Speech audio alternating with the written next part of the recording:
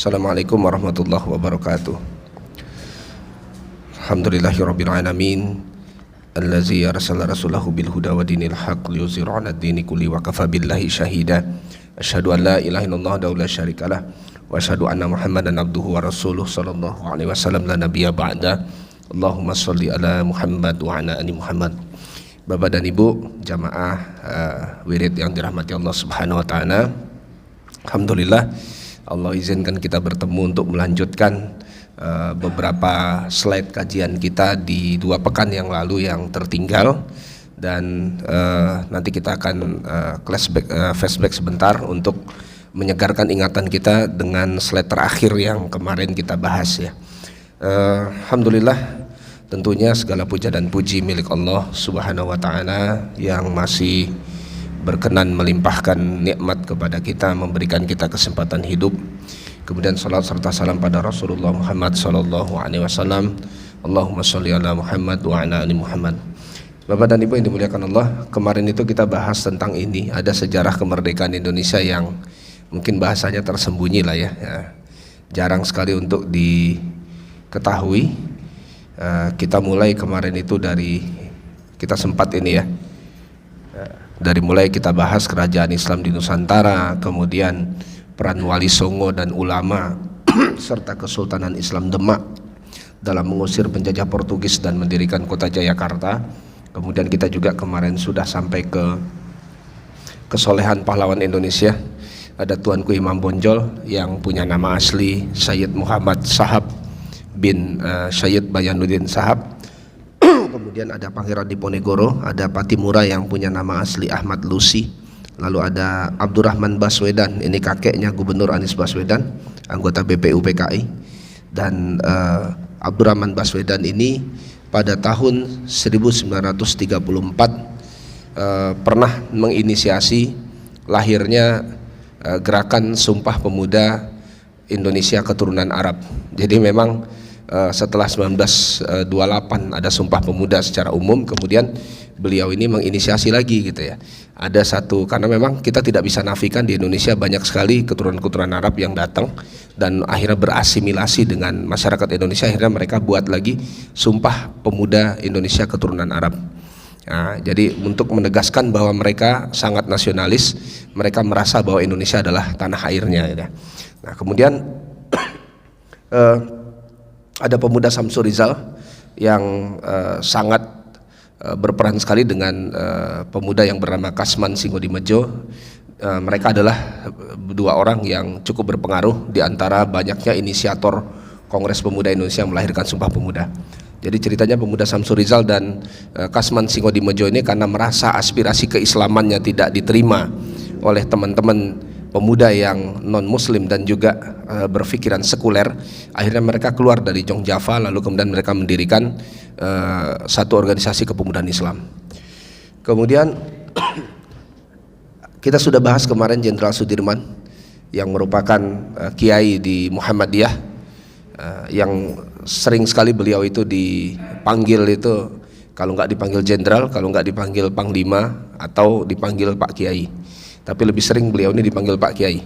Saya pernah baca sampai ada masyarakat yang dilintasi daerahnya dalam rute gerilya beliau itu, ketika punya anak, lahir anak, masih juga minta nama untuk anak mereka dari Kiai Sudirman ini.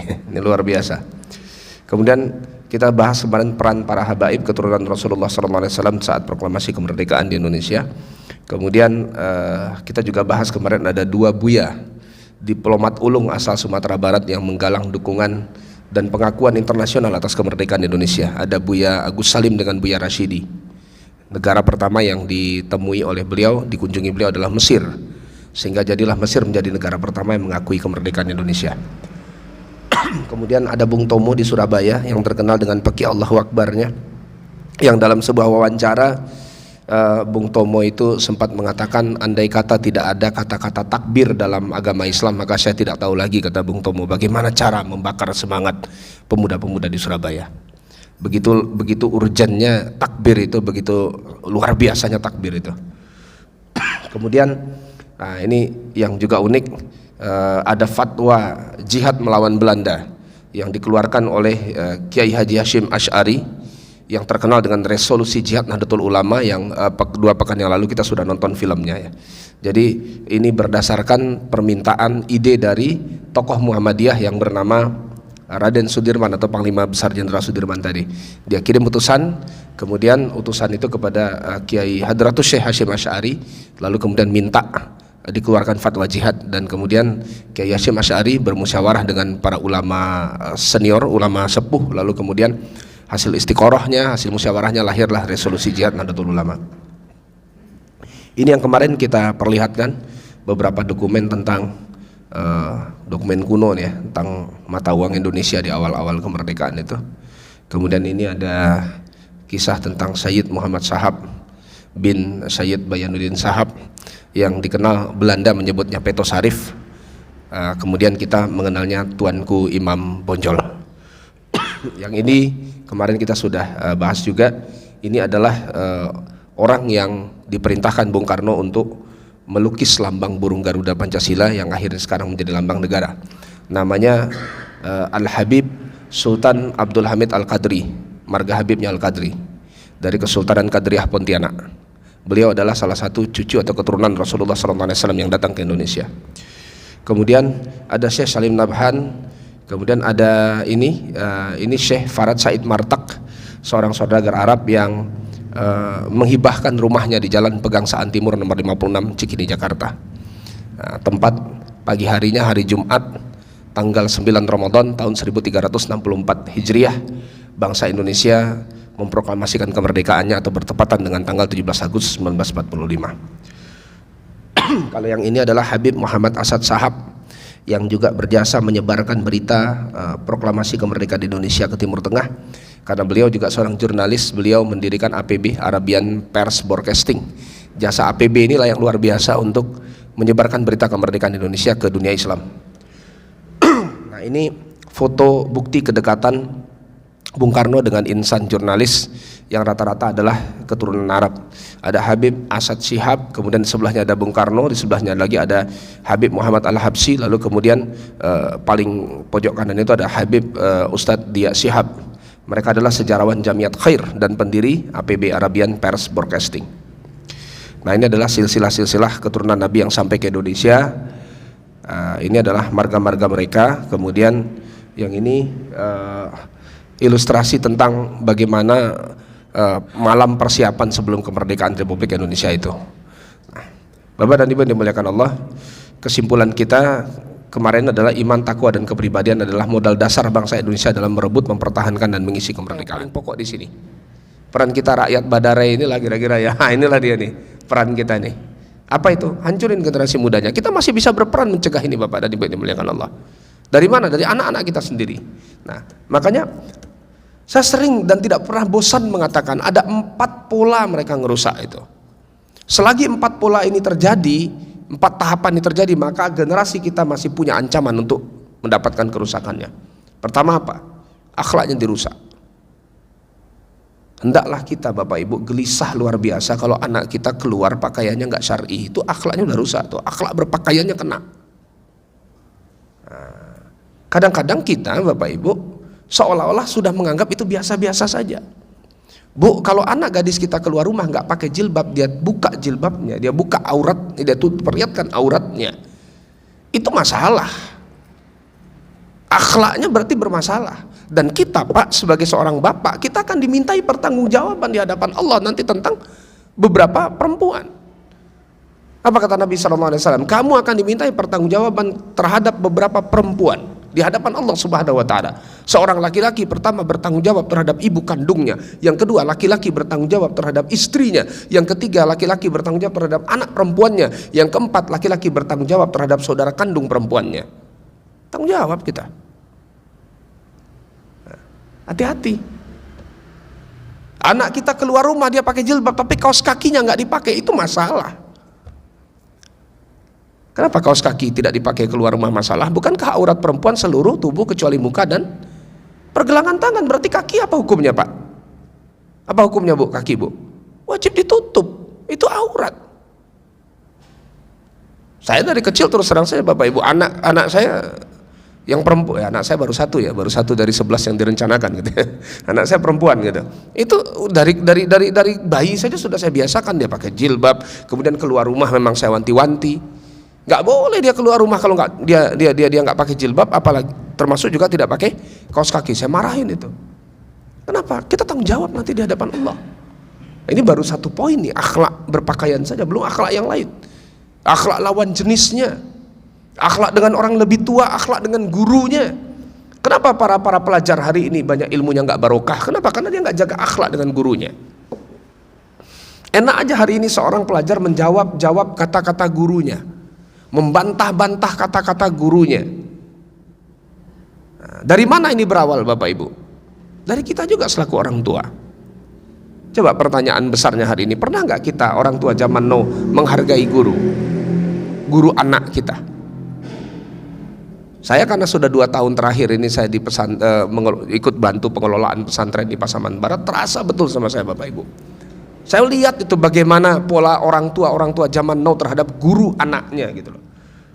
Seolah-olah mereka ketika mereka sekolahkan anak, mereka sudah bayar sekolah anak itu, mereka merasa sudah bebas melakukan apa saja. Mereka adalah orang yang dilayani seperti raja, maka gurunya adalah pelayan bagi mereka. Karena toh sudah dibayar. Jadi hubungannya bukan hubungan kemitraan lagi dalam pendidikan anak, tapi lebih kepada hubungan transaksional perdagangan. Mirip dengan itulah. Saya sudah bayar anak saya sekolah di sini sekian juta, ya sudah. Berarti apa? Berarti kalau begitu Anda layani anak saya. Kalau sudah seperti ini Bapak dan Ibu yang dimuliakan Allah, sebentar ciri-cirinya apa? Sebentar-sebentar dia telepon, komplain lah, anaknya minta diistimewakan lah, minta diperhatikan lebih lah dan segala macam. Makanya waktu itu kami pernah mengadakan, Bapak Ibu sekalian, kami adakan stadium general untuk orang tua calon santri, itu saya sampaikan. Kita bikin tanda tangan akad, kita perbaiki sistemnya. Nah, tapi walaupun sudah tanda tangan akad, ada juga yang bandel 1-2. Masih begitu juga. Nah, ini artinya apa, Bapak dan Ibu yang dimuliakan Allah? Akhirnya anaknya tumbuh tidak menjadi generasi yang punya akhlak kepada gurunya. Coba kita lihat sejarah salafus soleh. Kenapa ulama-ulama terdahulu itu ilmunya luar biasa? Tidak lain dan tidak bukan kenapa? Karena salah satu kuncinya mereka sangat menghargai gurunya. Al-Fatih itu bisa menjadi penakluk Konstantinopel. Salah satu kuncinya adalah dia sangat memuliakan gurunya. Bahkan dipukul tanpa sebab pun nggak berani dia protes sama gurunya. Nggak berani dia protes. Kapan dia berani protes? Beberapa tahun setelah kejadian itu, masa kecil. Ketika dia sudah jadi khalifah, dia sudah sukses mencapai cita-cita besarnya, menaklukkan Konstantinopel, sudah memerintah di dalam kota Konstantinopel itu, barulah malam hari dia datangi kamar gurunya. Syekh, saya ingin bertanya, saya masih ingat waktu kecil dulu engkau pernah pukul saya, Syekh. Dan saya ingat betul saya nggak punya salah waktu itu. Apa betul, Syekh? Tersenyum gurunya. Apa kata gurunya? Nak, hari ini adalah hari yang sudah lama saya nantikan. Saya sudah lama menanti-nantikan kamu berani bertanya itu pada saya. Baru sudah dewasa, sudah jadi khalifah, baru dia berani nanya. Apa kata gurunya? Memang saat itu saya pukul engkau, kamu tidak punya kesalahan. Kaget Al-Fatih. Syekh, kalau begitu engkau telah melakukan kezoliman kepada saya, kata Al-Fatih. Sambil tersenyum syekhnya, gurunya mengatakan, nak, aku sengaja menzolimimu supaya kamu merasakan tidak enaknya dizolimi, supaya kamu merasakan di kezoliman membuat orang tidak bisa tidur. Kenapa saya berinisiatif seperti itu, kata gurunya? Kamu ini calon khalifah. Setelah kamu merasakan dizolimi itu tidak enak, saya berharap ini jadi pelajaran berharga. Ketika engkau menjadi khalifah, engkau tidak akan sekali-sekali menzolimi rakyatmu. Ternyata gurunya mukul pun dalam konteks pendidikan kepada anaknya. Coba kalau orang tua zaman now sekarang, anaknya nggak punya salah tiba-tiba dipukul begitu, apa yang terjadi kira-kira? Berakhirlah ke kepolisian kan laporannya kan, masuklah laporan polisi dan segala macam. Jadi Bapak dan Ibu yang dimuliakan Allah, kerusakan anak generasi itu tidak pada guru sebenarnya, pada kita orang tuanya. Nah, saya sampaikan mungkin yang agak lebih ekstrim lagi, yang mungkin kita semua akan tersinggung sebagai seorang bapak, sebagai seorang laki-laki. Nggak apa-apa, saya sampaikan ini. Kenapa? Karena memang ini ucapannya bukan ucapan saya, Bapak Ibu. Saya meneruskan apa yang disampaikan oleh muridnya Syekhul Islam Ibnu Taimiyah. Syekhul Islam Ibnu Taimiyah punya murid namanya Al-Imam Ibnu Qayyim Al-Jauziyah. Al-Imam Ibnu Qayyim Al-Jauziyah pernah mengucapkan kalimat. Apa kalimatnya? Luar biasa kalimatnya Bapak Ibu. Apabila engkau melihat kerusakan pada diri seorang anak, ketahuilah itu penyebabnya adalah ayahnya. Berjelas-jelas Ibnu Qayyim Al-Jauziyah. Nah, ini yang terjadi sekarang nih. Merusak akhlak. Akhlak berpakaian, akhlak dengan guru, akhlak lawan jenis. Coba Bapak Ibu lihat ketika jam-jam pulang sekolah itu anak SMP, anak SMA, berapa orang mereka yang pakai motor berboncengan dengan lawan jenis yang belum halal untuknya. Nah ini, siapa yang akan menegur itu? Adakah orang tuanya berpesan, nak ini motor ayah belikan untukmu untuk sekolah nak. Jangan sekali-kali kamu gunakan untuk maksiat. Dan salah satu maksiat adalah kamu gonceng teman lawan jenis yang belum halal untukmu. Pernah nggak? Kalau saya dengan anak perempuan saya sampaikan Bapak Ibu, nak, abah cemburu kalau seandainya kamu dekat dengan laki-laki lain. Sampaikan aja tuh the point. Abah cemburu nak kalau kamu dekat dengan laki-laki lain karena ini belum saatnya. Bapak, jadilah cinta pertama bagi anak perempuan kita. Kalau kita gagal jadi cinta pertama bagi anak perempuan kita, dua kemungkinannya. Pertama, anak perempuan kita akan sangat mudah jatuh cinta pada sembarang laki-laki. Karena dia nggak mendapat cinta pertama dari ayahnya. Kemudian yang kedua, dia sangat mudah menggugat cerai suaminya kalau nanti dia sudah menikah. Itu akibatnya. Jadi kemarin ada waktu saya ikut parenting itu beberapa bulan yang lalu, ada ustadz dari Jakarta yang cukup bagus. Dia menyampaikan cerita, suatu ketika dia ditelepon sama petinggi di BUMN yang dekat dengan dia. Ustadz, tolong bantu saya Ustadz, katanya. Kenapa? Saya punya problem. Sampai mau nangis bapak itu. Ya, didatangi dari kantornya, kemudian curhatlah dia. Saya punya anak gadis satu-satunya Ustaz. Punya pacar Ustaz. Aduh Ustaz, hancur wajahnya Ustaz. Nggak ada yang bisa diambil, hancurlah semuanya lah. Pokoknya nggak ada yang bisa diambil satupun.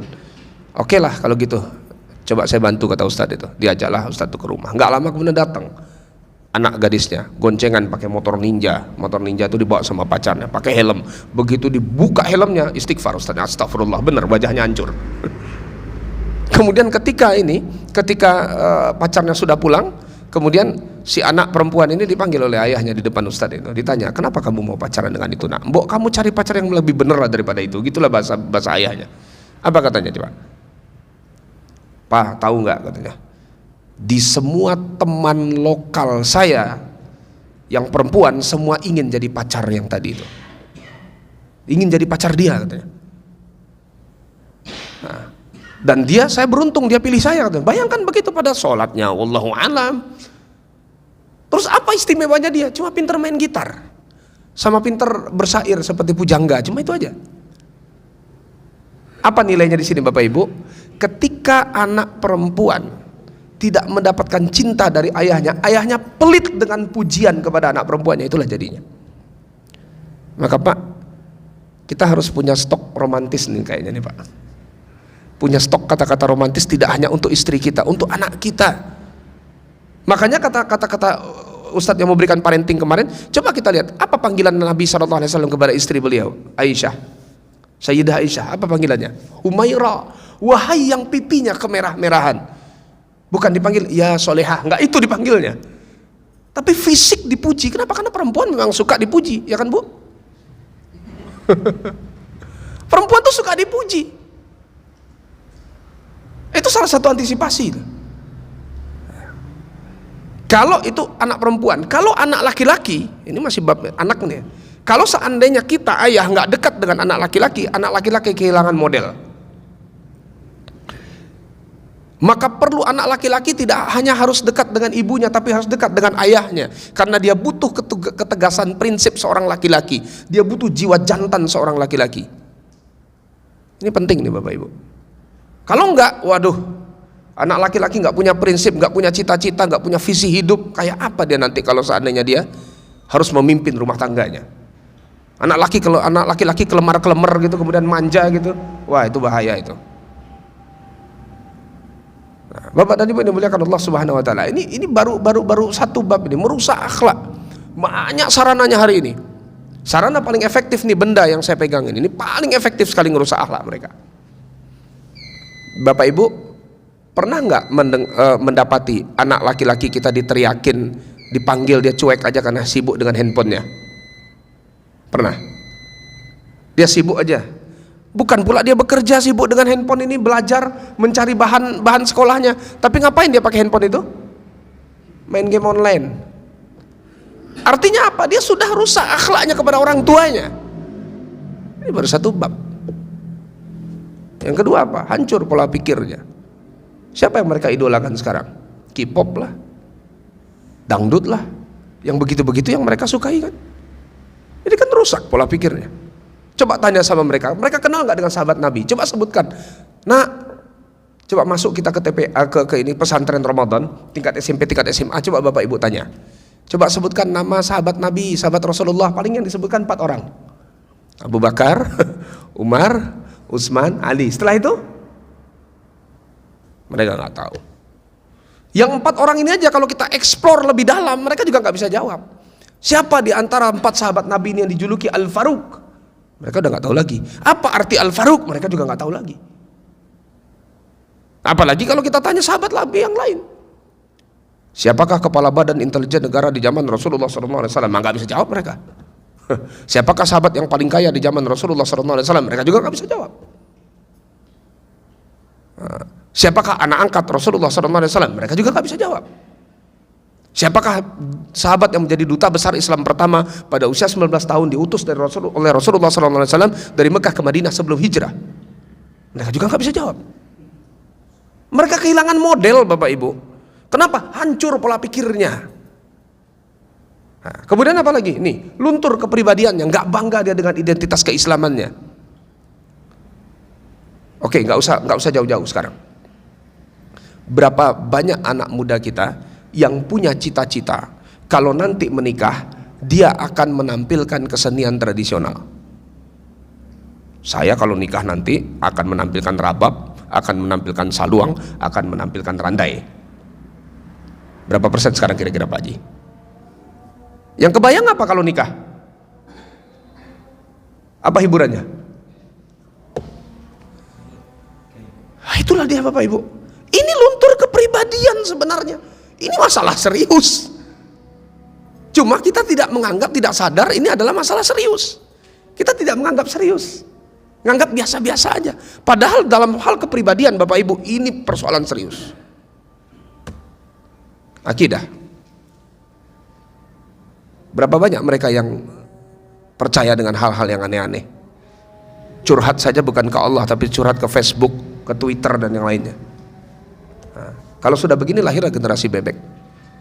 Generasi yang membebek mengikut saja dengan program-program orang-orang yang tidak bertanggung jawab.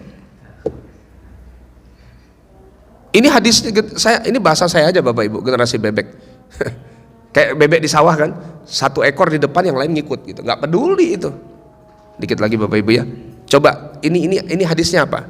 Ini diingatkan Rasulullah 15 abad yang lalu. Akan datang satu masa, kata Nabi SAW, kamu akan mengikuti sekelompok orang, sehasta demi sehasta, sedepa demi sedepa, hatta hingga mereka masuk ke lubang biawak sekalipun kamu akan ikut. Bapak Ibu coba bayangkan, ada lubang biawak, kan gak rasional kita masuk ke dalamnya. Tapi Nabi sampai menggambarkan begitu. Andai kata orang yang kamu ikuti itu masuk ke lubang biawak, kata Nabi, kamu akan ikut juga ke sana. Kemudian sahabat bertanya, apakah mereka Yahudi dan Nasoro ya Rasulullah? Kemudian Rasul balik bertanya, faman, siapa lagi kalau bukan mereka? Ini terjadi Bapak Ibu. Sekarang pertanyaannya, berapa kuat kita memberikan benteng pemikiran? Konstantinopel itu adalah benteng yang berlapis-lapis, susah untuk ditembus. Karena kenapa? Karena orang-orang di dalam benteng Konstantinopel ini menyadari ancaman dari luar, maka mereka bikin benteng-benteng berlapis. Hari ini kita menghadapi ancaman serangan pemikiran luar biasa. Pertanyaannya, berapa banyak benteng-benteng pemikiran yang kita siapkan untuk generasi kita sehingga mereka bisa bertahan dari gempuran pemikiran hari ini? Sudah Jan?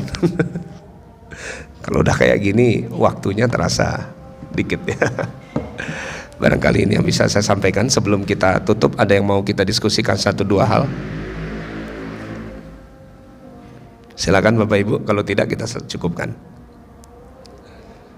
Ya.